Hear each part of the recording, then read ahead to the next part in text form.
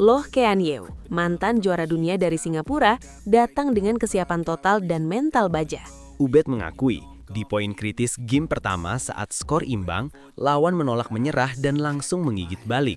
Itu terlihat dari duel 2 game langsung, 19-21 dan 10-21, tanpa ruang bernafas. Meski kalah, kisahnya menarik, karena ia berangkat dari babak kualifikasi, merangkak pelan namun pasti menembus panggung utama. Perjalanan itu menandaikan keberanian, apalagi ia masih sangat muda dan berasal dari Sampang, Madura, bukan pusat pelatihan besar. Ia bilang belajar menaikkan tempo, mengatur buangan, dan menjaga kecepatan supaya bisa mengontrol lawan saat tertinggal. Pernyataan itu menunjukkan kedewasaan, karena tidak semua pemain muda mampu melihat kekalahan sebagai kelas belajar, bukan akhir cerita.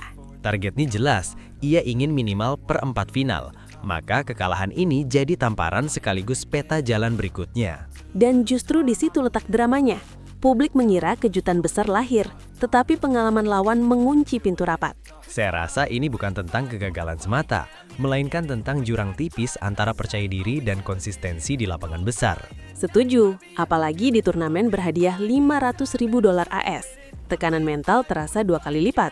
Di sisi lain, ganda putri Indonesia juga terpeleset. Febriana Dwi Puji Kusuma dan Melisa Trias Puspitasari kalah dari pasangan baru Jepang. Arisa Igarashi dan Miyu Takahashi tampil agresif, memaksa pola menyerang tanpa memberi waktu untuk mengatur ritme bertahan. Hasilnya juga 2 game langsung, 15-21, lalu 8-21, sangat menyakitkan. Febriana jujur, mereka sudah menyiapkan pola, namun tekanan membuat eksekusi buyar dan momentum langsung menguap. Menariknya, Igarashi punya latar ganda campuran, sehingga pola menyerangnya terasa terus menekan, seperti badai tak berhenti. Itu membuat pasangan Indonesia terjebak. Mereka dipaksa bermain tanpa lob, padahal strategi semula ingin lebih bervariasi. Jadi kita melihat 2 kisah, tunggal putra muda yang belajar tempo, dan ganda putri yang terseret pola lawan. Keduanya terjadi di panggung yang sama, Indonesia Masters BWF World Tour Super 500, membuat sorotan publik makin tajam. Ada pertanyaan besar, apakah ini sekadar hari buruk atau sinyal bahwa mereka butuh upgrade mental menghadapi panggung elit? Kalau melihat Ubed, ia justru membawa catatan positif, memahami cara kontrol lawan saat tertinggal dan bagaimana menjaga ritme. Itu kunci, karena menghadapi pemain sekelas Loh Kean Yew, Anda harus tahan tekanan di titik genting, bukan hanya kuat fisik.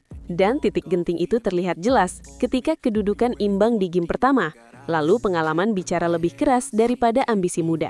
Saya suka cara Ubed mengakui kekurangan tanpa menutupi. Ia menekankan proses belajar dari tempo dan pilihan pukulan. Pengakuan itu membuat kisahnya terasa jujur, sekaligus membuka harapan bahwa ia bisa mengejar level berikutnya. Untuk ganda putri, evaluasinya mungkin lebih tajam, karena status unggulan menambah beban dan harapan publik. Mereka harus menemukan cara menolak arus agresi lawan, mungkin dengan variasi servis pendek, drive datar, dan rotasi yang lebih rapi. Jadi, headline bukan hanya kekalahan, tetapi juga pelajaran besar tentang adaptasi, terutama di turnamen kandang yang penuh sorak. Dan sorak itu kadang bisa menjadi beban, karena setiap pukulan terasa diawasi, setiap kesalahan langsung menggema di tribun. Saya membayangkan Ubed merasakan itu. Di booth di Istora, namanya mulai naik, tapi ia harus menahan harapan ribuan mata. Di saat seperti itu, ketenangan lawan senior menjadi senjata, dan itulah mengapa skor berakhir tanpa perlawanan penuh di game kedua. Meski demikian, perjalanan dari kualifikasi ke babak 16 besar sudah memberi bukti bahwa potensinya bukan sekadar hype.